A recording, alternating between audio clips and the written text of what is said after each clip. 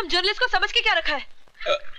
पिछले 6 महीने से मैं आपके घर और ऑफिस के चक्कर काट रही हूँ और आप है जो एक इंटरव्यू के लिए थोड़ा वक्त भी नहीं दे सकते। क्या समझते हैं आप अपने आप को? मैं वो नहीं हूँ जो आप समझ रही हैं। मैं ठीक समझ रही हूँ।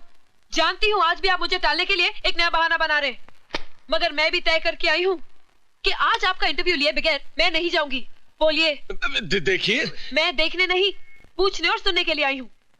पहले ये बताइए कि आपने अपने बिजनेस की शुरुआत कब, कैसे और किन हालातों में की? क्या अभी भी इस उम्र में आपका वही जोश, वही उमंग है? उम्र 50 को पार कर चुकी है, मगर दिल अभी भी जवान है। सीने में प्यार का तूफान है, माशाल्लाह।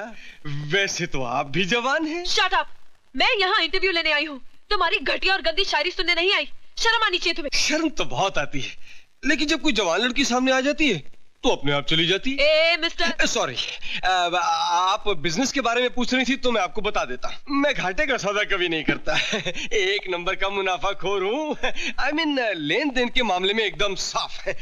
इस तरफ से लेता हूँ तो उस तरफ से दे भी देता हूँ। जैसे बस कीजिए, मैं सब समझ गई। तो फिर छोड़ दीजिए ना 2 टके की नौकरी और ज्वाइन कर लीजिए हमारी कंपनी। मैं तुम्हें अपनी पर्सनल सेक्रेटरी बना दूंगा और तनख्वाह भी डबल कर दूंगा। मैं बहुत अच्छा आदमी हूँ। वैसे क्या ख्याल है मेरे बारे में? एक नंबर के लुच्चे लफंगे आदमी हो तुम। मैं तुम्हें और तुम्हारी नियतों को जान चुकी हूँ। अब तुम इंतजार करो हमारे इशू का, जिसमें तुम्हारे काले कारनामों की दास्तां छपेगी। Good bye. नहीं, अरे सुनिए। ओह माय गॉड, क्या समझते अपने आप को? एक्सपोज कर दूंगी मैं उसे। सॉरी। ओह, तो आप इस घटिया सेठ के यहाँ काम करते हैं, ड्राइवर होंगे शायद।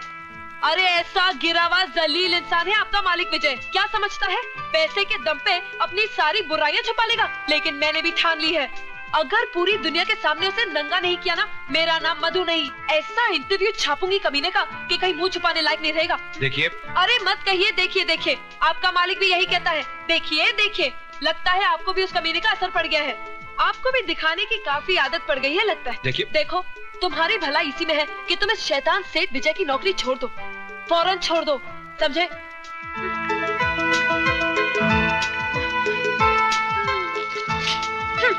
दे देना उसे।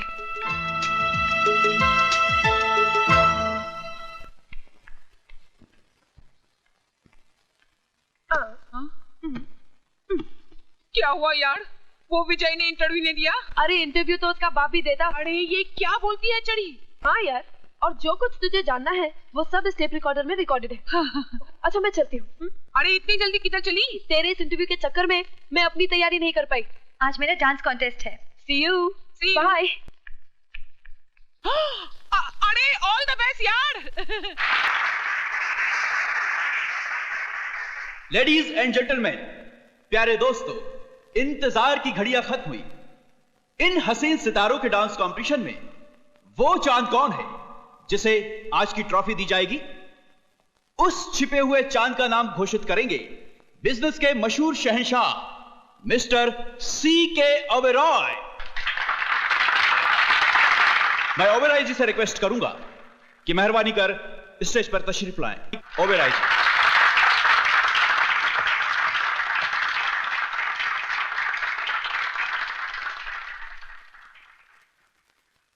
लेडीज एंड जेंटलमैन, मैं ऑल इंडिया यूथ फेस्टिवल के अध्यक्ष रघुनाथ शर्मा जी का धन्यवाद करता हूं, जो उन्होंने मुझे यहां बुलाकर इज्जत बख्शी है।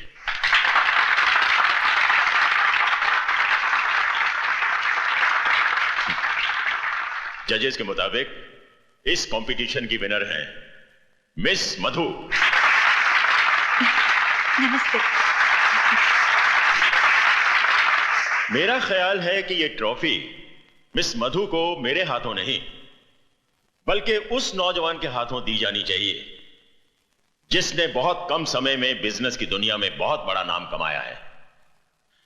वो नौजवान इस वक्त मेरी आंखों के सामने है और उस नौजवान का नाम है mister Vijay Kumar. Mister Vijay Kumar, stage पर आइए।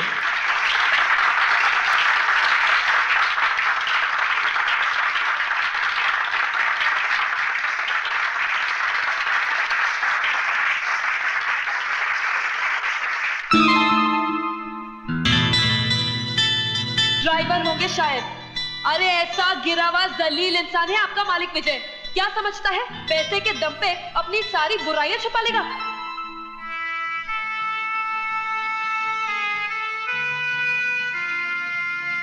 विजय, 25 बरस पहले अगर यह मौका मुझे मिला होता तो मैं 1 मिनट भी नहीं सोचता।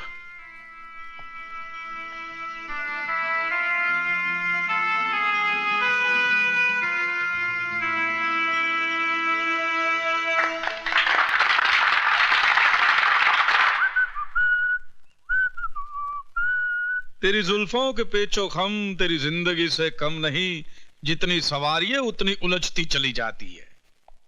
किसकी जिंदगी उलझती जा रही है मामा? तेरी जिंदगी भांजे। अपनी जुल्फों के बारे में नहीं, अपनी जिंदगी के बारे में, अपने कल के बारे में सोच। अरे क्या हुआ है मेरी जिंदगी को? फर्स्ट क्लास तो है। एक करोड़पति बाप की एक लौती औलाद हूं, और क्या चाहिए? करोड़पति के आगे का क हटाने से आदमी रोडपति हो जाता है। वो दिन दूर नहीं जब तेरे हाथ में तेरा बाप इस बंगले की चाबी नहीं, भीख का कटोरा थमा देगा। मामा, don't talk rubbish about my dad. Okay, चिल्ला। मामा पे तो तेरा बाप भी चिल्लाता है, तू भी चिल्ला। बाद में ये मत कहना कि मामा ने खतरे से पहले सायरन नहीं बजाया था। मामा आप, ओह माय गॉड, बहुत लेट हो गया। वाह, इनकी जिंदगी में आग लगी है और दूसरों की आग बुझाने चाह रहे हैं।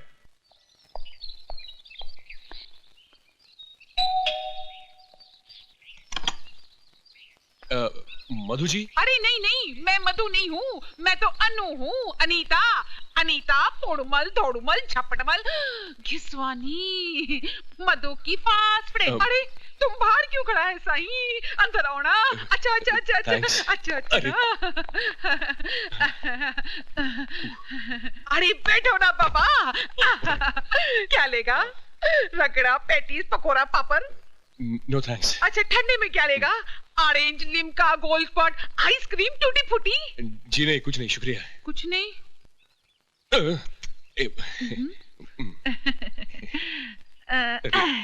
साईं शर्म आ रही है।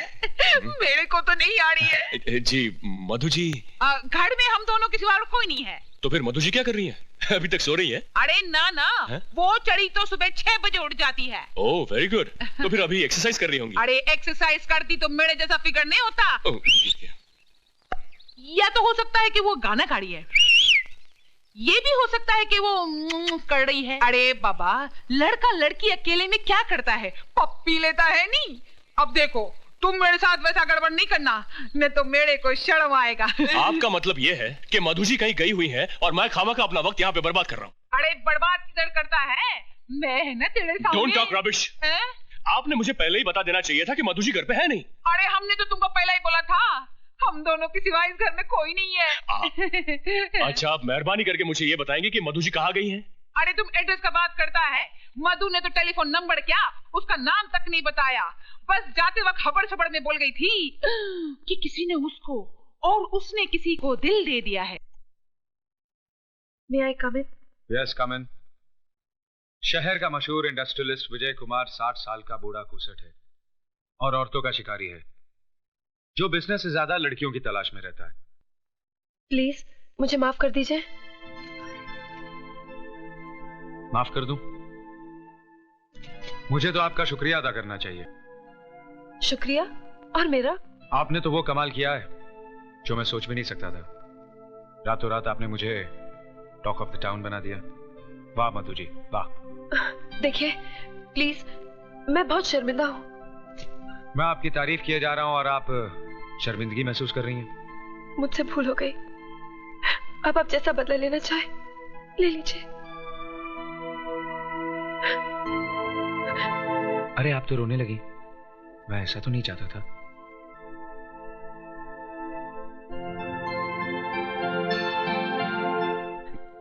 ये मेरे लिए अनमोल मोती है, इन्हें यूं जाया ना कीजिए। आप ही ने तो मुझे रुलाया था। तो बताइए, हंसाने के लिए क्या करना होगा? जो कुछ हुआ उसे भूल जाइए। अखबार में छपी हुई बात गलत थी। सभी कुछ तो गलत नहीं था, कुछ बातें सच भी थी। वो क्या? वो ये कि विजय कुमार बिजनेस से ज्यादा लड़कियों की तलाश में रहता है। लड़कियों की तो नहीं, हाँ एक लड़की की तलाश में जरूर है। जो बिल्कुल मेरे ख्वाबों ख्यालों जैसी हो। इस हादसे ने मेरी इस चाहत को मेरे सामने लाकर खड़ा कर दिया है। आपके सामने तो मैं हूं। क्या आप मेरी चाहत नहीं हो सकती? आपका मतलब मैं? यूं समझिए कि तेरे दिल ने चुपके से मेरा दिल चुरा लिया। पांजे, नथुने फुलाने से कुछ नहीं होगा। ये साला वही है जो तुम्हारी मलाई भरी प्लेट को तुम्हारे सामने से ही लेके जा रहा है। इससे पहले कि ये मलाई खाना शुरू करे, तुम उसकी मलाई में मक्खी डाल दो। मतलब? ओह, अंग्रेजों के मुल्क में रहकर भी ये बात नहीं समझे। Divide and rule.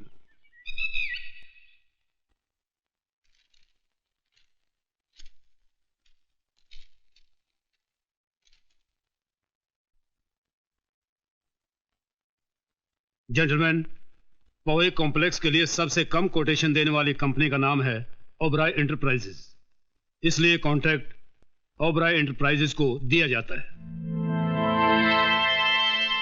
भांजे, तूने तो दुश्मन के मुंह से निवाला ही छीन लिया।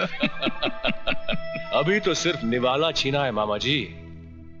अगर वो मेरे रास्ते से नहीं हटे तो मैं उनके सामने की थाली भी छीन लूंगा।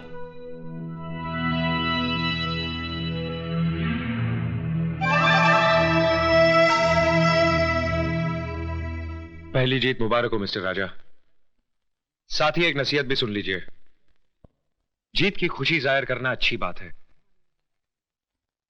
लेकिन मगरूर होना मुनासिब नहीं।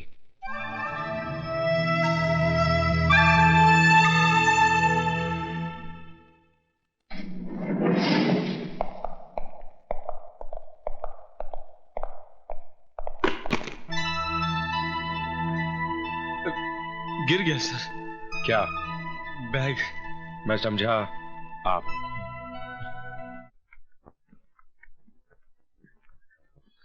अरे ऐसे क्या देख रही हो? भारत सरकार के असली नोट हैं। ये रुपए क्या विजय बाबू ने दिए हैं? अरे छोड़ो विजय बाबू को, वो क्या इतने रुपए देंगे? ये तो राजा बाबू हैं, जिन्होंने कांच के ढेर में से मुझ जैसे हीरे को पहचान लिया और मेरी कीमत लगा दी। कीमत नहीं लगाई, उन्होंने बल्कि कुत्ते के सामने रोटी फेंकी है। लक्ष्मी, चीखो मत। ये पकड़ो, इधर आओ।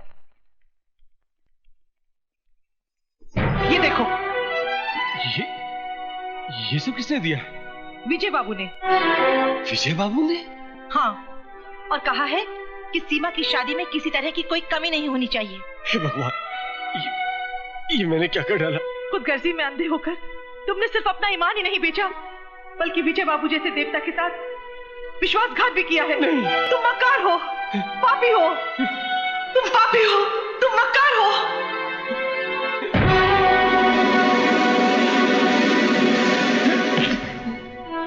ये क्या कर रहे हैं आप? मुझे छोड़ दीजिए विजय बाबू, मुझे मर जाने दीजिए। नहीं मैनेजर साहब, नहीं। मैं मैनेजर नहीं वाले, मैं आपका गुनहगार हूं।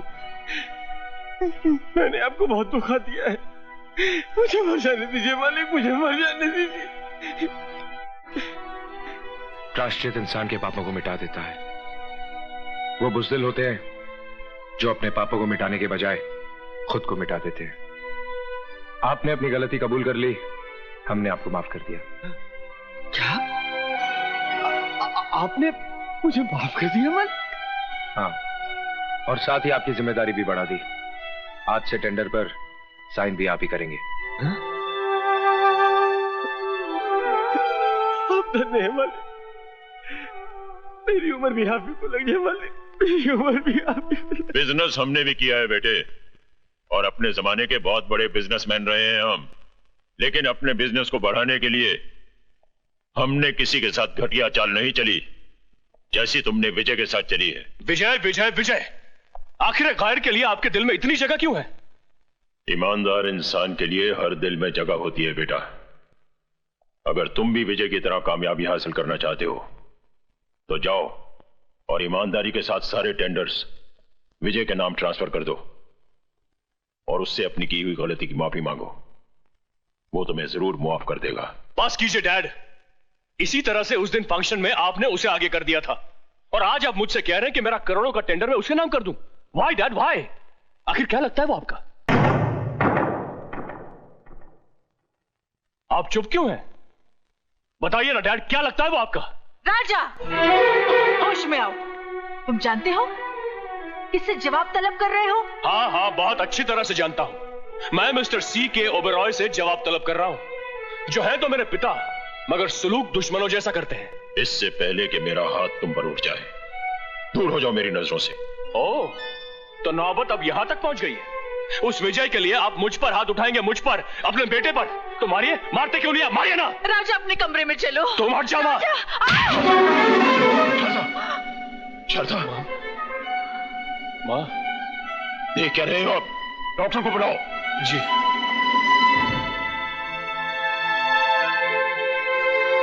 डॉक्टर, कैसी है शारदा की हालत? ब्लड प्रेशर थोड़ा लो हो गया है, घबराने की कोई बात नहीं, जरा आराम की जरूरत है। अच्छा, मैं चलता हूँ। जगत मामा, all India mill owners association के प्रेसिडेंट के इलेक्शन होने वाला है। ठीक है, तो ओबेरॉय साहब को खड़ा करके 50-60 पेटी अंदर कर लेते हैं। ओबेरॉय साहब इलेक्शन में खड़े होने के लिए तैयार नहीं है। ठीक है, तो उनको बिठा देते, विजय को खड़ा कर लेते।